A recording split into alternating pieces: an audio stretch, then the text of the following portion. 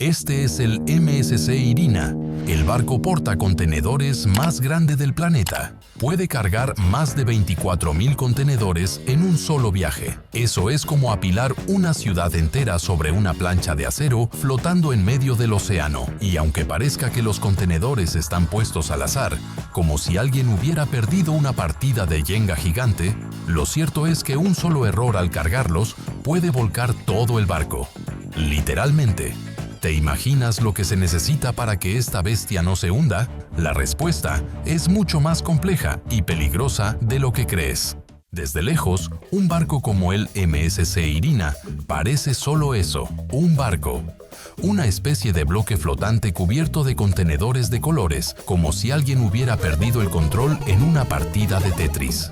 Pero si te detienes a mirar bien, si piensas en lo que realmente estás viendo, algo no encaja. Este barco puede cargar más de 24.000 contenedores en un solo viaje. Eso es como intentar mover el contenido de 300 trenes de carga sobre el agua. Cada contenedor puede pesar hasta 30 toneladas, dependiendo de lo que lleve: clavos, fertilizantes, autos, muebles, computadoras o incluso millones en ropa de temporada. Y no todos pesan igual, ni van al mismo lugar, ni pueden tocarse entre ellos. ¿El problema? Si pones un contenedor pesado arriba y uno liviano abajo, la pila puede colapsar. Si colocas materiales químicos al lado de líquidos inflamables, podrías causar un incendio en medio del océano. Y si cargas el barco sin balancearlo, podría volcarse completamente. Y no es exageración, ya ha pasado. Pero aquí viene lo impresionante. Esto no es algo que se haga una sola vez, con calma y en tierra firme. Estos barcos entran y salen de múltiples puertos, descargando y cargando miles de contenedores sin detenerse más de unas horas. Y todo debe estar planeado con una precisión quirúrgica. Nada se deja al azar. No es solo apilar cajas. Es una coreografía global que mezcla logística, física, ingeniería naval y rutas internacionales de comercio. Y lo más curioso es que todo eso depende de una computadora. Sin ella, el barco simplemente no podría zarpar. Pero, ¿cómo decide esa computadora qué va dónde? ¿Quién define la secuencia? ¿Y qué pasa si alguien rompe esa lógica? Ahí es donde la historia se vuelve verdaderamente sorprendente. Hoy damos por sentado que todo lo que pedimos en Internet viaja en un contenedor metálico. Pero no siempre fue así. Antes, enviar mercancías por barco era un desastre. Se llamaba break bulk shipping. Cada caja, cada barril, cada bulto se cargaba a mano. No había un estándar. Unas cajas iban amarradas con cuerdas, otras en palés, otras en bolsas abiertas. Imagina descargar una mudanza completa, sin etiquetas, sin orden, sin ayuda. Y por cada barco se necesitaban días o incluso semanas de trabajo solo para cargar y descargar. Las pérdidas eran brutales. Se rompían cosas, se perdían productos y lo peor, el robo era constante. Una caja con radios desaparecía, un barril con vino se evaporaba. Los puertos eran lentos, costosos y caóticos. Todo cambió en 1956, cuando un tipo llamado Malcolm McLean, que ni siquiera era marino sino camionero, tuvo una idea tan simple que parecía ridícula. Pensó, ¿y si en vez de descargar caja por caja, levantamos todo el remolque del camión y lo ponemos directamente en el barco? Así nació el contenedor intermodal, un rectángulo de acero que puede ir de un camión a un tren y de ahí a un barco, sin abrirse jamás. Con eso, el tiempo de descarga pasó de 10 días a solo 2. Los costos bajaron más del 90%. Y de pronto, enviar mercancía del otro lado del mundo era tan barato que todo cambió. Las fábricas se mudaron, las rutas se globalizaron y el mundo se volvió más dependiente que nunca del mar.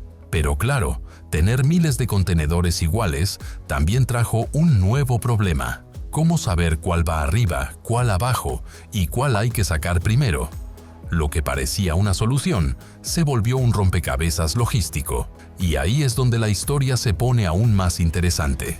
Porque lo que define si un barco llega sano a destino ya no son los marineros, es un algoritmo. Cuando un barco como el MSC Irina llega a puerto, no hay espacio para improvisar. Cargar más de 24.000 contenedores no es solo cuestión de apilarlos como puedas, es un arte, o mejor dicho, una ciencia. Todo comienza con un sistema llamado Bayplan. Imagina dividir el barco en miles de cubos invisibles, filas, columnas y niveles que van desde el fondo de la nave hasta el cielo. Cada uno tiene un número, cada espacio una función específica y cada contenedor un destino distinto. ¿Por qué tanto detalle? Porque cada contenedor pesa diferente, lleva cosas distintas y va a parar a puertos distintos. Uno puede llevar fertilizante, otro consolas de videojuegos, otro químicos peligrosos. No puedes ponerlos juntos, ni tampoco apilarlos sin lógica. Y lo más importante, hay que colocar los que van a descargarse primero, arriba y accesibles. Por ejemplo, si un contenedor debe bajarse en Los Ángeles, no puede quedar enterrado debajo de 100 cajas que recién bajarán en Japón. Eso haría perder tiempo, dinero y la paciencia de todo el puerto. Entonces, ¿cómo lo hacen? Con software especializado. Sí, una computadora a bordo se encarga de calcular cada movimiento, evalúa el peso, el equilibrio, los materiales peligrosos, el orden de entrega y hasta las condiciones del mar. Todo eso para que el barco no se incline, no se sobrecargue y no explote en medio del Pacífico, literalmente, porque si cargas mal, el barco puede volcarse. Ya ha ocurrido. Barcos como el Golden Ray o el Hoek Osaka terminaron tumbados simplemente por errores de balance. Así que no es exageración decir que lo que mantiene estos monstruos flotando no es el acero ni el combustible, es la lógica. Pero incluso con el plan perfecto, falta una parte clave, porque hay algo que todavía puede hacer que todo salga mal. El clima no perdona errores. Puedes tener el mejor plan de carga del mundo, puedes usar el software más preciso, puedes tener a bordo una tripulación experta, pero todo eso se pone a prueba cuando el barco entra en mar abierto. Ahí es donde los errores, por pequeños que sean, se hacen gigantes, porque estos buques no solo transportan mercancías, transportan riesgos ocultos, contenedores con químicos corrosivos, líquidos inflamables, gases presurizados, materiales explosivos, todo eso conviviendo a centímetros de distancia. Y si se mezclan por error, podría desencadenarse una reacción en cadena, como un dominó tóxico, difícil de detener. Por eso existen reglas estrictas de separación, un sistema global de clasificación que indica qué puede ir cerca y qué debe ir lo más lejos posible. Pero incluso con todo eso, el mar tiene la última palabra. Imagina una tormenta inesperada, o una corriente cruzada que sacude el barco por horas, o un giro brusco para evitar una colisión. Los contenedores, apilados hasta 10 pisos de altura, empiezan a moverse como fichas de dominó, y si no están perfectamente asegurados, se caen. Por eso existen 3 líneas de defensa: twist locks, que conectan contenedor con contenedor, lashings, que los amarran a la cubierta, y turnbuckles, que mantienen la tensión constante pase lo que pase. ¿Funciona? La mayoría de las veces sí, pero no siempre. Cada año, miles de contenedores caen al mar, algunos con mercancías inofensivas, otros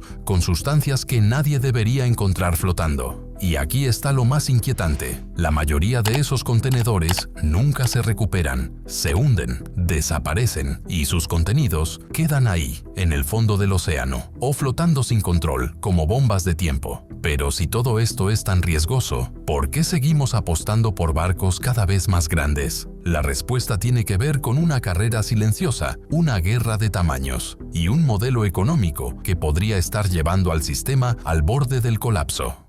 Durante décadas, la lógica fue simple: más grande, mejor. Barcos más grandes significaban más carga, menos viajes, costos más bajos. Y así nacieron los megabuques, gigantes de acero que transportan casi todo lo que usamos a diario. Desde la ropa que llevas puesta hasta el celular con el que estás viendo este video. Pero esa eficiencia tiene un precio. Solo unos pocos puertos en el mundo pueden recibir estos barcos. Y cuando uno se atasca, como ocurrió en el canal de Suez con el Ever Given, todo se detiene. Estanterías vacías, precios que suben, empresas que entran en pánico. Es una economía global atada a unos pocos barcos y a la esperanza de que nada salga mal. Porque si uno solo de estos colosos falla, el impacto da la vuelta al mundo. Y aún así, seguimos apostando por más tamaño, más velocidad, más dependencia. ¿Por qué?